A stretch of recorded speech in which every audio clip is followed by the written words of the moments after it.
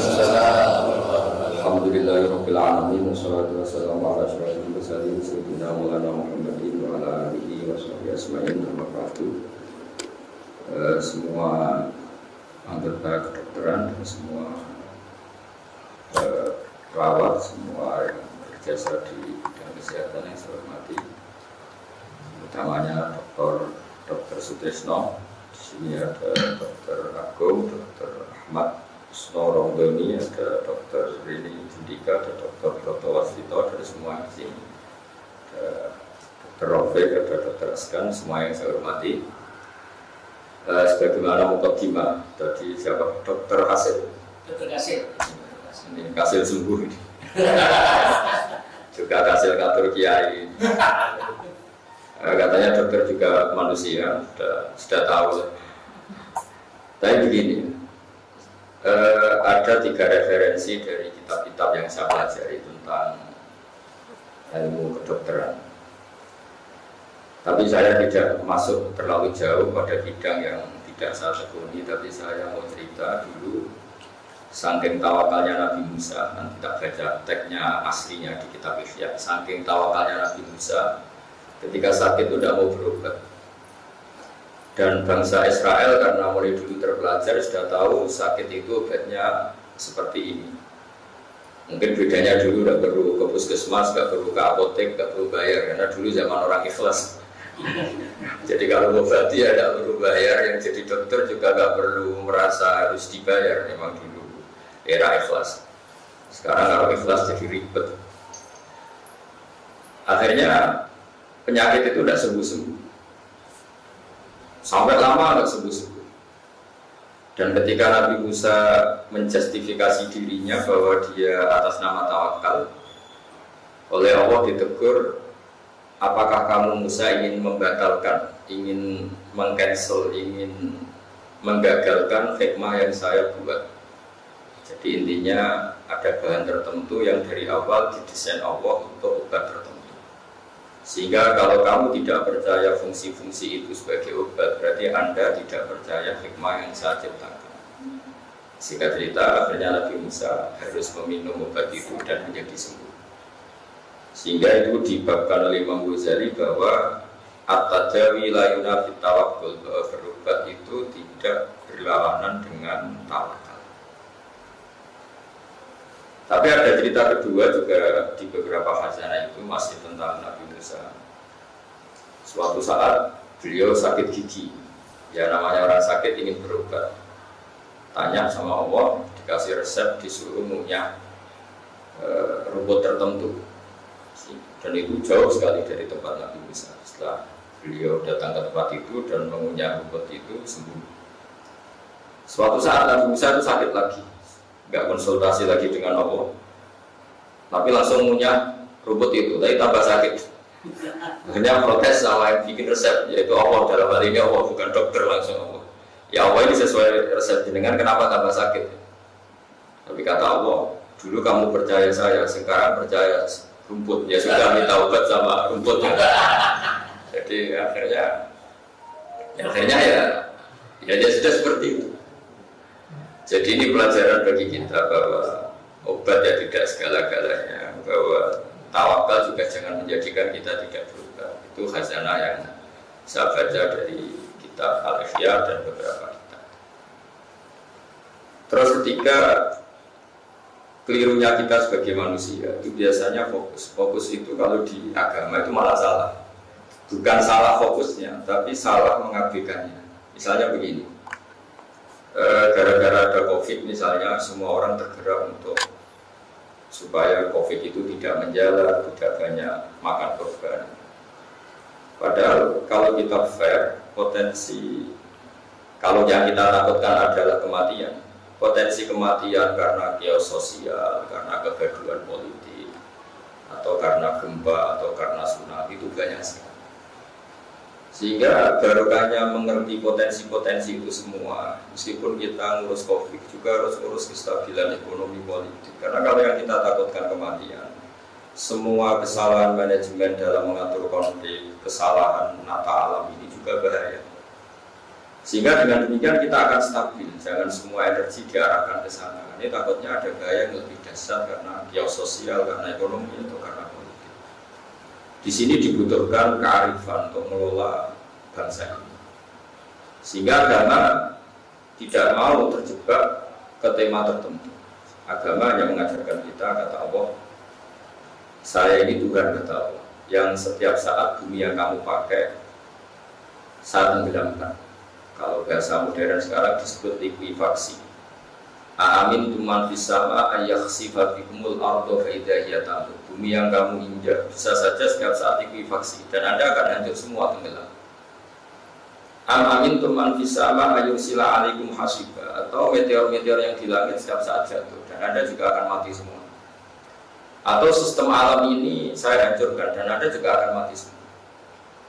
Sehingga ketakutan ulama itu mungkin ini yang beda dengan ketakutan dokter. Kalau dokter rame-ramenya pandemi ya takutnya sama COVID. Kalau rame-ramenya geososial, orang politik ya takutnya geososial. Kalau orang ahli geologi mungkin lebih takut pergeseran bumi, nanti takut gempa, takut ini. Tapi apapun itu, ketakutan itu sah berdasar keilmuan. Memang semakin kita mengkaji satu disiplin keilmuan, kita akan tahu gaya-gaya alam atau gaya sosial atau gaya apa saja yang ada di sekeliling kita. Sehingga kenapa orang baca surat Tabarok menjadi spesial, di situ diingatkan terus. Di antaranya yang diingatkan kul ara'aitum in asbaha ma'ukum kharam faman ya'tikum bima'in ma'in. Kamu sekarang butuh air. Misalnya kita sudah menemukan obat atau vaksin anti Covid, tapi Allah menghilangkan air yang kita butuhkan. Kita mau apa juga? Bisa saja air itu setiap saat ghaurun itu hilang di telan bumi. Faman ya'tikum bima'in ma'in. Lalu siapa bisa mendatangkan air itu?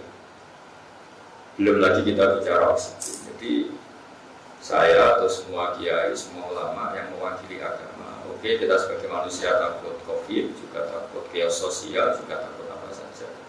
Tapi semoga ketakutan itu menjadikan kita kembali kepada Allah yang jiun, Allah yang tahu. Kita menjadi tahu bahwa kita lemah, kita tidak siapa-siapa. Jadi katanya dokter Kasil kita memang ya manusia, Ustadz juga manusia, Kiai juga manusia. Cuma bedanya mungkin saya lebih siap karena saya menghitung nyawa itu hanya sehari. Jadi saya tuh merasa hidup saya itu hanya sehari. Jadi nggak lama-lama. Misalnya hari ini saya hidup, mungkin besok mati, besok hidup lagi, mungkin besok mati. Sehingga bayangkan hidup itu udah mulu-mulu ya. Memang aturannya gitu. Wa amali akhiratika karena kata mutuhutan. Kalau sudah beramal untuk akhirat, bayangkan Anda itu mati besok. Sehingga kata para ulama, kalau kamu sholat, seakan-akan itu sholat terakhir kamu. Kalau kamu sayang sama anak istri, juga seakan-akan itu sayang terakhir. Sehingga semuanya maksimal. Coba andaikan seseorang mau dihukum mati hari Senin, mungkin Ahad ini sangat maksimal dalam menyayang anak istrinya, dalam bersujud, dalam apa saja.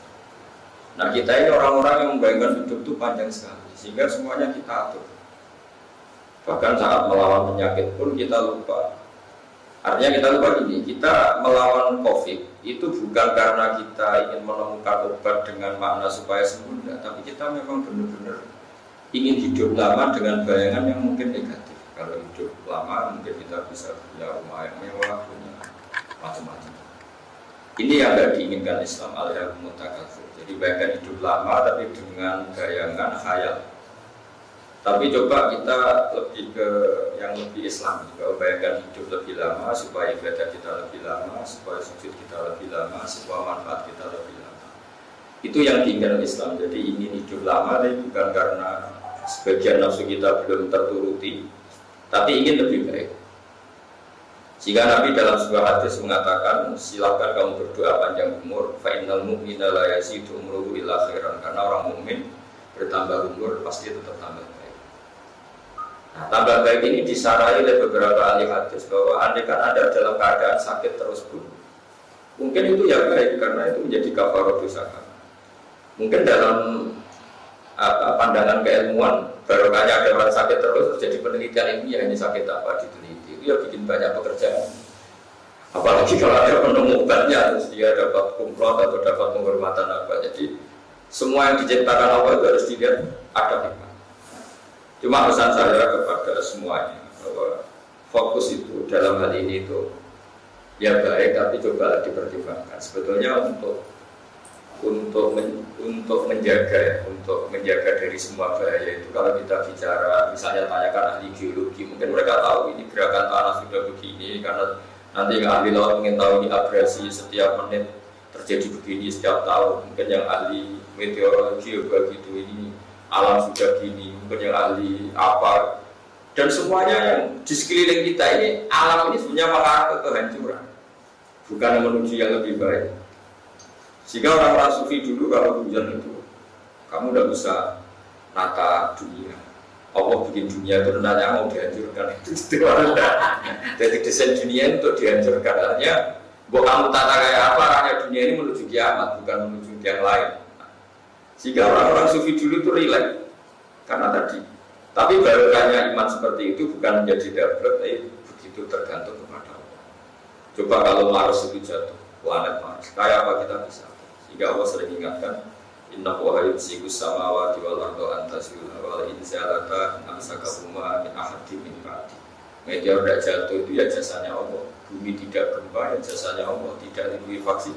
Padahal semua potensi itu ada. Bumi itu, di bawah bumi ini ada magma, ada minyak, ada apa saja. Kemudian sistemnya, ekologinya sudah dirusak. Jadi kalau kamu takut COVID karena itu menjadikan kematian masif, itu lebih cepat gempa, lebih cepat tsunami. Juga tsunami sekian detik sudah 100.000 orang kemarin yang di Aceh. Nah, maksud saya dengan mengingatkan seperti ini bahwa dengan segala pandemi yang ada di dunia, dengan segala resiko yang ada di dunia, sebenarnya yang kita alami sekarang sudah luar biasa. Karena kalau Allah menghendaki, gampang saja menghancurkan alam ini. Termasuk tadi dimulai dari menghilangkan air, kul ara'aytum min asbaha ma'akum khoron kama ya'tikum bima'na. Ini mungkin nasihat umum, tapi bagus untuk didengarkan supaya semua orang itu tidak ujub. Jangan karena kita tangani COVID terus kita ujub seakan-akan kita paling berjasa menjaga kehidupan. Nanti yang bagian tangani keamanan, kestabilan sosial seakan-akan kita paling berjasa. Apa artinya sosial stabil? Sistem sosial baik, politik baik, tapi orang berpenyakitan juga mati. Jadi juga sebaliknya, apa artinya badan sehat, tapi keadaan politik tidak baik, juga orang mati mungkin karena saling membunuh dan macam-macam. Apa artinya kesehatan baik, politik baik, tapi tauhid kita salah, sholat kita salah, terus kita berakhir masuk neraka. Terus kerennya apa? Makanya saya pernah ada seorang yang bilang, Gus, tak kasih dokter honoris causa. Buyut saya itu hanya satu. Saya itu takut masuk neraka, masa dokter masuk neraka kan gak keren kan? Jadi artinya gini, kalau sudah berani jadi orang keren harus punya komitmen jangan masuk neraka. Malu kita sudah profesor, mubalagh, ustaz ternyata masuk neraka. Itu Umar bin Abdul Aziz gitu. Umar bin Abdul Aziz seorang khalifah yang diantara yang paling adil, sampai punya gelar ya khamisat khulafa. Jadi khalifah itu ada 4, yang kelima paling adil disebut Umar bin Abdul Aziz. Beliau itu suka istri yang paling cantik, kalau pakaian yang paling bagus. Dia orangnya ambisius, kalau gelar ya sampai profesor, ya. Kalau sekolah ya sampai kumlot. Pokoknya dia cari yang terbaik. Suatu saat dia itu menanggalkan itu semua, dan dia seorang presiden, seorang amirul mukminin. Ditanya, mana mental kamu yang dulu ambisius, yang terus sekarang perfeksionis, ya dia semuanya harus suka sempurna. Tapi setelah dia jadi khalifah, jadi presiden itu pakai pakaian yang lusuh, tiap malam bersujud, tiap pagi kantor nyari siapa orang miskin yang butuh bantuan, dan dia jadi orang yang sangat soleh. Ketika ditanya, kenapa anda sekarang jadi begini? Jawabannya, innali nafsan tawwabah. Saya ini punya jiwa yang nggak bisa dikendalikan. Kalau sudah punya keinginan harus kesampaian. Maka sebagaimana saya sukses jadi dokter, jadi profesor, jadi pejabat, sama harus sukses jadi masuk surga. Karena saya itu orang paling malu kalau gagal. Jadi kalau anda sudah berani jadi dokter atau jadi kiai atau jadi mubalagh, harus berani juga menjadi ahli surga. Dengan kengototan yang sama saat kita ingin jadi dokter, jadi spesialis, jadi apa. Jadi dalam ilmu tasawuf disebut nafsuka mati ya tukafar fubiyah. Mental yang ada di diri kamu itu kendaraan kamu untuk menuju. Enggak apa-apa kamu ambisius, tapi juga harus ambisius untuk masuk surga. Jangan ambisius ingin jadi dokter, jadi profesor, jadi ketok, tapi ketika ibadah lembek sebenarnya. Siapa apa kamu punya mental tawadhu? Saya punya jiwa yang skeptis, ragu. Tapi jadikan keraguan Anda setiap ingin melakukan sesuatu jadi ragu melakukan maksiat, ragu melakukan korupsi. Jadi intinya kata orang-orang tasawuf, nafsuka mati ya tukafar. Jiwa kamu itu, ya kendaraan kamu menuju Allah, maka kelolalah yang baik. Jika pahala tertinggi dalam Islam adalah menyelamatkan nyawa, maka selamatkan nyawa orang-orang yang kena COVID dengan niat bahwa menyelamatkan nyawa itu pahala paling besar. Nanti yang bagian polhukam atau bagian kepolisian atau bagian apa, Indonesia tidak boleh kios karena dengan demikian tidak ada pembunuhan, tidak ada konflik sosial. Usahakan itu sebagai ibadah kamu untuk menjaga tidak terjadi sabut jima, tidak terjadi pertumpahan. Begitu seterusnya. Kita punya uang, ada orang miskin, kita kasih makan dengan niat kalau tidak makan dia mati. Berarti kita berkontribusi supaya orang itu tidak mati. Sama, itu ibadahnya juga menjaga nyawa. Itu yang dikatakan Allah. Bila jika katabna ala bani Israil annahum man qatala nafsan bi ghairi nafsin faka'annama qatala an-nasa jami'a wa man ahyaha faka'annama ahyan nasa jami'a. Siapa yang berkontribusi menyelamatkan nyawa satu, maka sama juga menyelamatkan nyawa seluruh dunia. Karena orang yang kamu rawat, yang para dokter rawat, dia mungkin kepala keluarga yang kalau sembuh akan menghidupi satu keluarga. Atau dia anak kecil yang jadi semangat keluarga itu, kalau dia hidup satu keluarga punya semangat.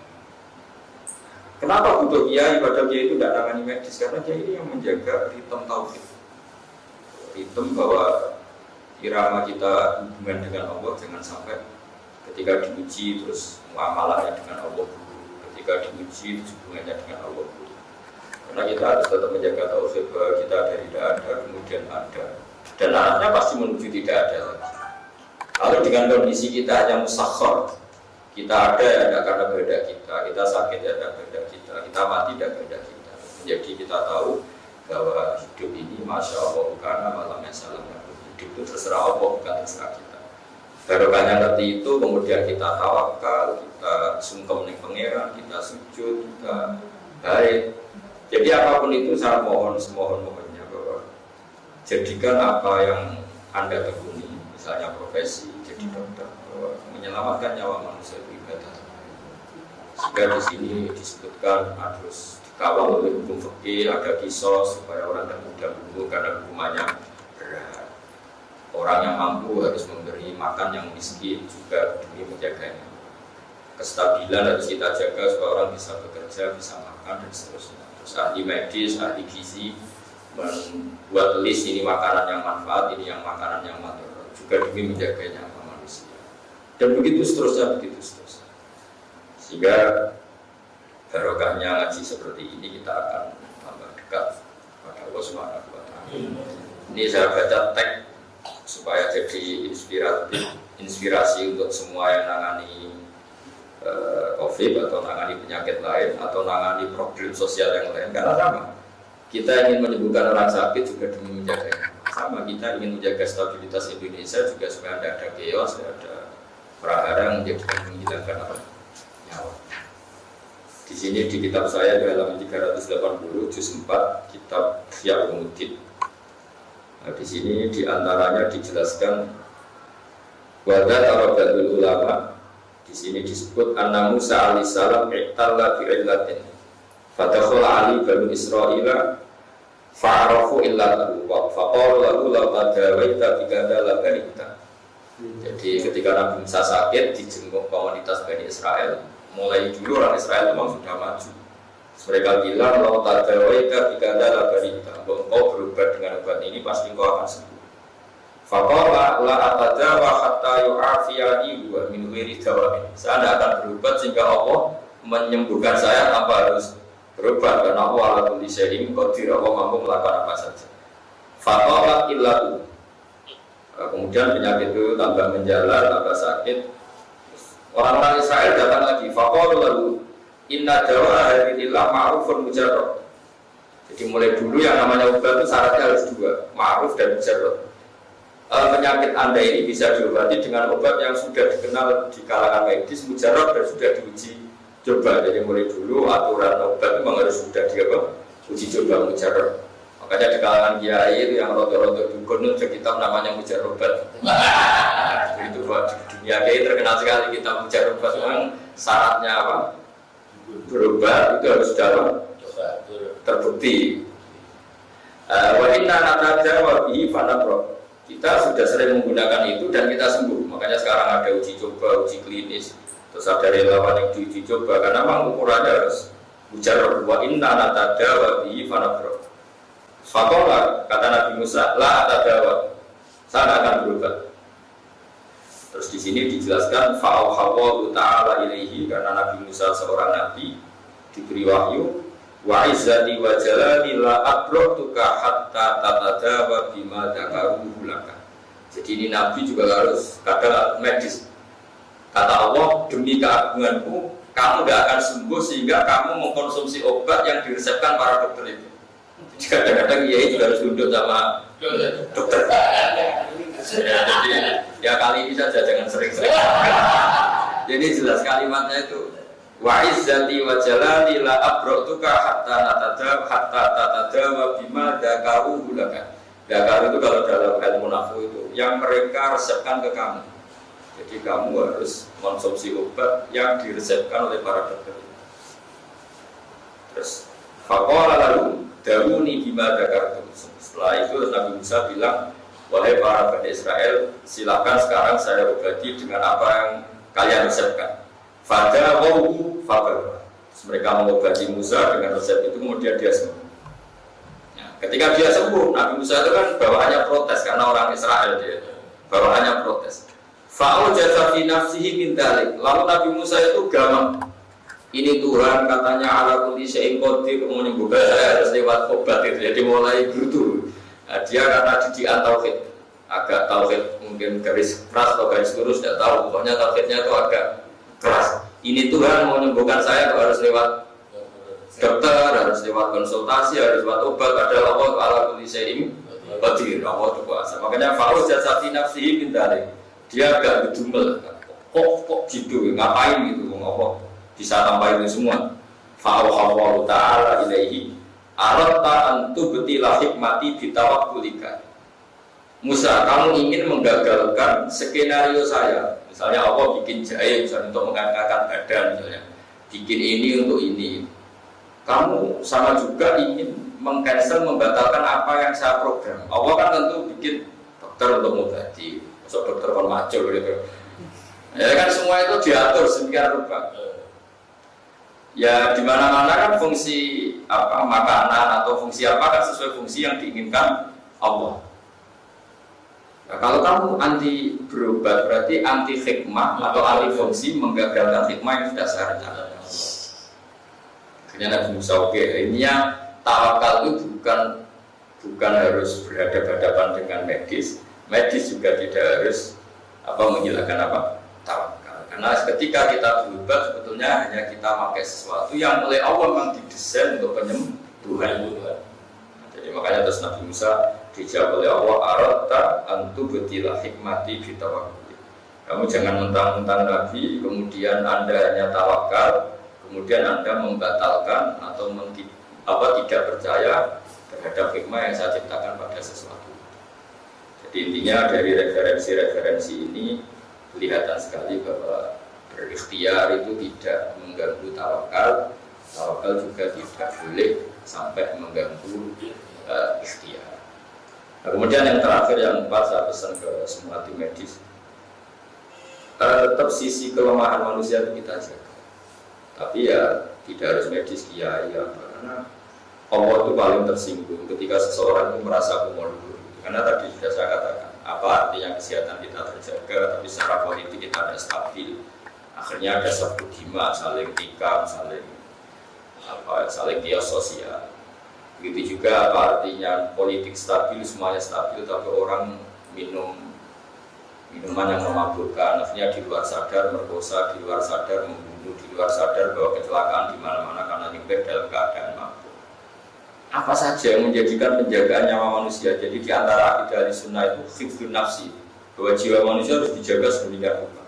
Sampai narkoba diharamkan karena potensinya juga pembunuhan. Orang dan niat bunuh gara-gara kena pengaruh narkoba, gara-gara kena pengaruh narkoba, nyupirnya ngawur, nabrak orang lain. Dan begitu seterusnya. Begitu juga orang terlalu mabuk cinta atau mabuk harta, itu juga orang-orang yang akhirnya menghalalkan segala cara. Gara-gara itu korbannya jadi dendam, jadi biososial. Apapun itu dari segi sosial manusia, belum sistem alam. Gara-gara kita terus serampangan ekosistem rusak, alam ini bisa menjadi hancur.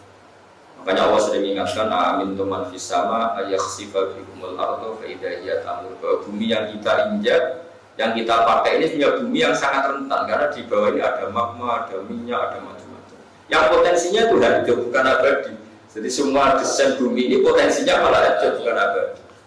Sama potensinya alam langit itu jatuh bukan diam di sana. Sehingga kita selamat sampai sekarang itu piro-piro, Jawa itu piro-piro. Sehingga Allah selalu mengingatkan kamu bersyukur sama saya. Kalau saya sudah ingin menghancurkan, kata Allah, kalau kamu pasti hancur semua. Dijatuhkan satu meteor saja bisa jadi bahaya. Laut ditumpah Jawa jadi abrasi atau jadi tsunami sudah jadi bahaya. Jadi saya mohon meskipun yang kita ada di sekarang COVID, sebetulnya bahaya mengancam manusia itu apa saja.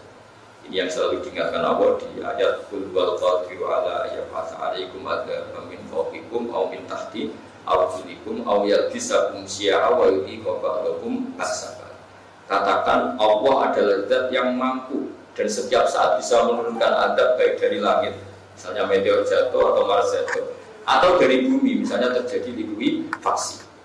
Allah bisa fungsian, atau Allah menciptakan kalian itu sistem sosialnya buruk sekali, sehingga kalian saling bunuh. Kita alhamdulillah tidak mengalami yang baik di Syria, di Irak, di mana. Itu meskipun orangnya nyun sewu nggak kena COVID semua, tapi dengan sistem sosial kayak gitu korbannya juga.